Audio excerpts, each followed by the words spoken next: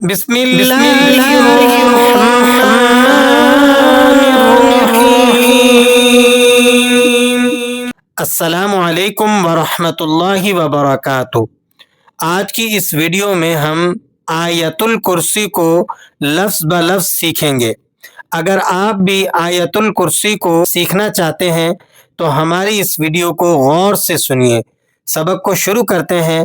آپ نے مکمل سبق اول تا آخر سن کر جانا ہے۔ انشاءاللہ العزیز آپ کی مکمل آیت الکرسی تجوید کے ساتھ ٹھیک ہو جائے گی۔ اعوذ باللہ من الشیطان الرجیم، بسم اللہ الرحمن الرحیم۔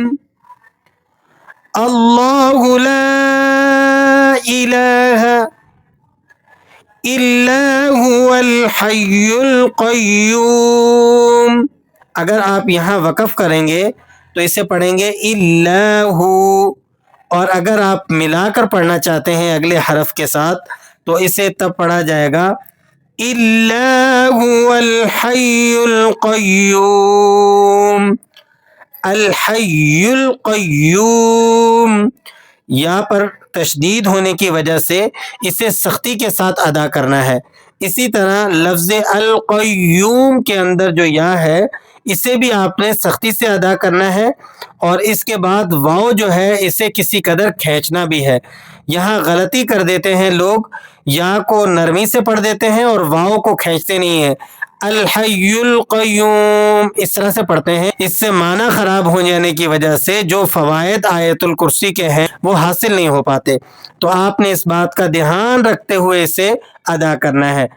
الحی القیوم لا تأخذه سنة ولا نوم، لا تأخذه سنة ولا نوم، له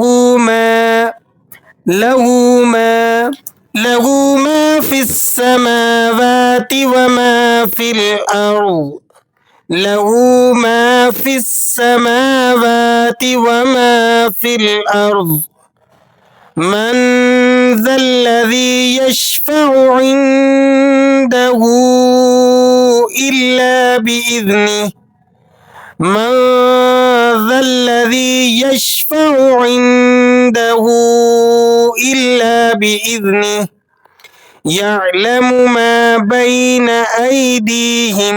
میم پیش منہ ہے، اس میم کو آپ نے بالکل بھی نہیں کھینچنا۔ غلطی کیا ہو جاتی ہے کہ پیش والے میم کو بھی بعض ساتھی کھینچ دیتے ہیں، اور آگے میم الف زبر ما ہے تو اسے آپ نے ایک لفظ کے مطابق کھینچ کر پڑھنا ہے۔